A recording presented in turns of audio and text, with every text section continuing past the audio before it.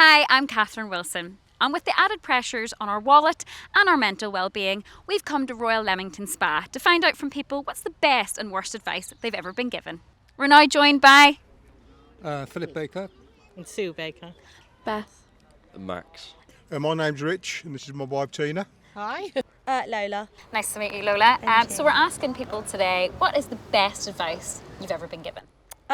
Someone actually once said to me, don't listen to other people and just do what you want to do. And I learnt from that, and I've gone really far in life. Like, I'm running my own business now, so. So what is the best advice you've ever been given? Do you want to go first? Or? Well, to prepare for your old age, really. Have a pension and make sure you've got enough to live on when you retire. Are you glad you listened to that advice then? Oh, yes, now. Yes. Okay. And what about yourself? What was the best advice you've ever been given? And how was it given to you as well? Well, a friend encouraged me to go to university when I didn't think I was really up to it. So I went and got an MSc, and that made quite a difference to my career. So that was good advice, really, yeah. And how old were you when you went to university? I was probably about 21. Okay. What's the best advice you've ever been given? Stay in school. Don't quit. And was there ever a stage you were going to quit, or did you quit? I didn't quit, but there was a stage where I wasn't going to go to like sixth form and stuff. Okay. Glad you did? Definitely. Okay. And what about yourself? Any good advice? Always revise for your car theory. You have it soon?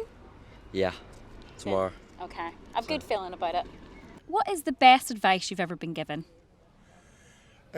Stay loyal and be honest to your word, and just carry the weight of your convictions, and just be trustworthy. Yeah. Oh, I love that. Do you have any? It's the same, really, because we've got two young sons and we've always stood by those principles. So hopefully they do too. They seem to so far. Yes. Yeah. I love that. And on the other side of that then, any bad advice you've been given? Maybe some advice you've never used, but you've heard it and you've been like, that's awful advice. I'll probably use stuff you shouldn't be using, I guess, like some illegal substances. Yeah. I'm glad you didn't do any of those, yeah. What would you say is the worst advice you've been given? Not necessarily advice you've taken. So obviously growing up, when I left high school, listening to my friends saying they wanted to do all these things, like listening to them, saying, oh, you'll be fine, do this and do that, and I end up, going down the wrong footpath. So I won't do that anymore. Okay. And what would you say is the worst advice you've ever been given? I don't know. I think someone told me just to get a job instead of doing like apprenticeship or staying in school or going to uni or anything. I think uni's important because that helps you get a career rather than just money. Money's not that important. What would you say is the worst advice you've ever been given? I have been given some really bad investment advice. I'm still paying for that. Okay. Yeah. We've heard a lot recently about the cost of living crisis. Yes. So we're trying to find out if there's any ways people have found that are good for saving money or making you manage your money a little bit better. Is there any tips you have? I think it's just looking out in the market and just switching providers where you need to, and just keeping your eyes on everything. And you can save a few pounds here and there, not an awful lot, because everywhere you turn things are going up. But yeah, just keep your eyes out and see what other providers you might be able to switch to. That's good. That sounds like really good advice. Any practical tips that you found over the years you've been like, actually, I do this and that helps us save a load of money? Like, for example, I do all my online shopping now on Vinted and websites like that, so I don't buy fast fashion. Anything like that you've done over the years that you found has worked for you both? I think being an older generation, we tend to be a little bit more sensible, and we buy things to last. We never really go and buy things that are only going to last for 5 minutes. Think about the environment. And that's what we do, really, don't we? Yeah, because the internet's taken over, really, hasn't it? Yeah. We don't necessarily do a lot of grocery shopping online. We do clothes shopping online, don't we? Yeah, if we do. But we usually go to the supermarket. But yeah, luckily we're fortunate. We don't. We're in a position where we don't so much feel the pinch. But I have sympathy for a lot of people who do. Yeah. It's not a good time, but luckily we're one of the lucky ones, I guess, we'll from the get fortunate through it, though, ones. won't we? Yeah. We're obviously hearing a lot about the cost of living crisis and how it's all very negative on us at the moment. Yeah. Do you have any advice to someone if they want to try and start saving some money or spending less?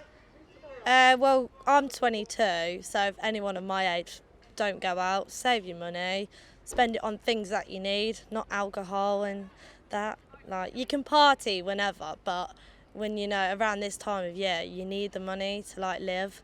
Because I learnt from that. Like, I've moved into my flat about 2-3 weeks ago, and I've already spent a fortune. And, like, going out in the past, it makes me realise, like, wow, like, where's all my money gone? So stop partying too much, save your money, because, like, in the future, once you've spent all your money on things that you need, like, you have that leftover money to, like, then go out and have fun. So yeah. Brilliant, that's fantastic advice. Thank you so much. Thank you. Have you any tips to save money? Any ways you find that helps you save money?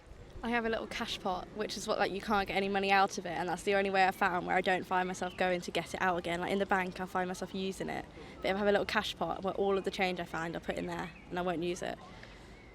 That's really good. What about yourself? Any ways that you find helps you save money? Because it's all about you at the end of the day. You know, someone can say, oh, get a savings account or do anything like that. But is there any ways that you find works for you? Just open a savings account, put all your money in there, and just try not to use it. Love that. So. Well, thank you both so much and enjoy the rest of your day. Cheers. Bye. Bye. No. And you guys are married, I'm assuming? Yep. And how long have you been married? 52 years now, I think, is it? 52. 52, yeah. And what's the secret to your success? Because that is a long time to be together, to tolerate the same person and love them. Well, just do as you're told. I think that's the main. Do as you're told. Yeah. And what about you? Patience. Patience. And do you have to remind yourself of that often, or, you know? No. That comes naturally to me, to be does and told, really, yeah. Thank you so much for your time today, and congratulations on a wonderful over 50 years together. May there be many more. Thank you so much. Thanks.